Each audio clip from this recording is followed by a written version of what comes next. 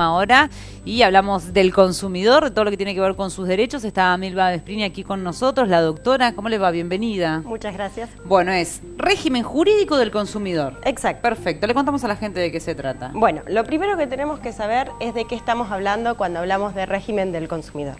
Hablamos de todas las normas que protegen al consumidor por considerarlo la parte más débil de la relación. Bien. Hablamos de una relación entre proveedor y consumidor.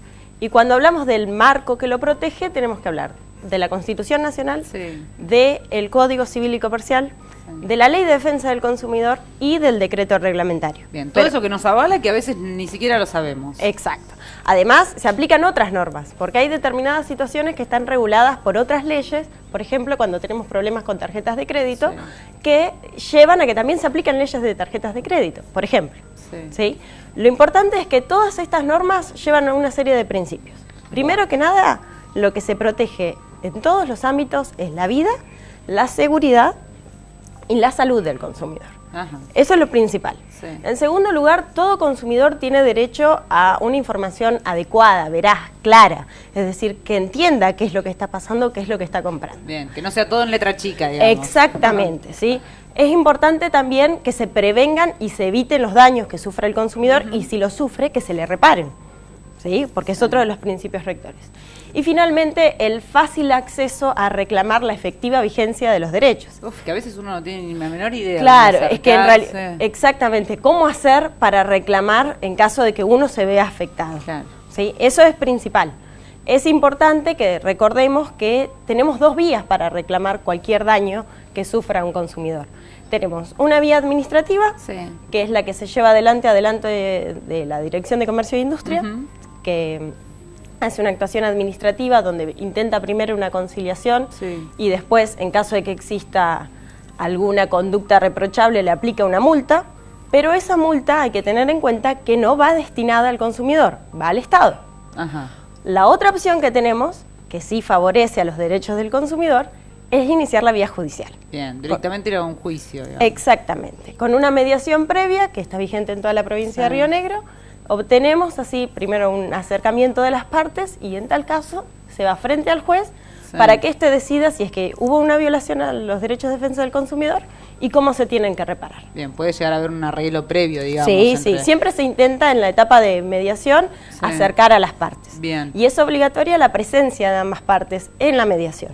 Claro, más allá de que no es obligatorio llegar a un acuerdo. Bien, ¿cuáles son los casos más comunes, digamos? ¿Cuáles son las denuncias más frecuentes o los juicios que más se dan? Las cuestiones que más se pueden llegar a dar son cuestiones de provisión de servicio de internet o telecomunicaciones, también con cuestiones de tarjetas de crédito, pero también se dan casos que son extraños, por ejemplo, cuando le cargan a la tarjeta de débito ciertos cargos que uno no autorizó. Por ejemplo, cuando se cargan seguros o cosas que uno no ha autorizado. Claro, te están haciendo un descuento que vos ni te enterás de qué es. Exactamente. Por eso es fundamental revisar el resumen de la tarjeta de crédito. Claro, bien. ¿Sí? Y optar por una de estas dos vías. Lo bueno de la vía judicial también es que permite lo que se conoce como el reclamo del daño punitivo, que es una multa civil que se le impone a la empresa para evitar que siga repitiendo la conducta.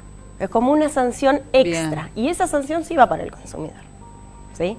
Que es diferente de lo que ocurre con la vía administrativa. Bien. Todos estos trámites uno cree, por lo menos cuando hablamos de divorcio, bueno, uno tiene que esperar tanto, son idas y vueltas junto con el abogado, con el otro abogado, con las partes. ¿Es engorroso el trámite o...? El trámite de por sí es el más abreviado del Código Procesal. Ah, muy bien. Es un trámite de carácter sumarísimo que reduce muchísimo los plazos, tanto los plazos para contestar como para interponer demanda, como los plazos de prueba. ¿Todo por qué? Porque se presume que el consumidor es la parte más débil de la relación y entonces se lo protege. Otra forma de protección es el acceso gratuito a la justicia. Para iniciar un juicio de defensa del consumidor no se pagan tasas. Tampoco se paga la actuación administrativa, pero es distinto de los demás juicios porque esto permite garantizar el acceso a la efectiva vigencia de los derechos del consumidor. Bien, porque muchas veces son vulnerados esos derechos que tienen que ver, aparte de una cuestión de las estafas, por ejemplo, la gente que compra un paquete para viajar o incluso gente que tiene líneas de teléfono dadas de alta que él nunca dio. Claro. Hubo casos de personas que tenían hasta 300 líneas a su nombre. 300 líneas a su nombre. Claro. Tiene que pasar. Obviamente son casos extraños. Sí, extremos. ¿Cuál es el caso? Sí, de los últimos tiempos sos muy jovencita, igual no es que tengas 1000 años de experiencia en el rubro, pero así un caso muy extraño, sin dar nombres por supuesto, pero no, que haya por supuesto, pasado. Uno de los casos más extraños fue un reclamo que se inició por estos concursos que se envían por mensaje de texto para ingresar. Sí. Bueno, se hizo un reclamo en ese sentido porque el consumidor entendió que estaba trabajando, que estaba jugando, ¿sí? Como uno juega enviando puntos o demás, y en realidad no estaba concursando porque había una letra chiquita dentro de las condiciones y bases del concurso. Sí. Entonces él estaba convencido que estaba jugando y tenía posibilidades de ganar, y en realidad no era así. Claro.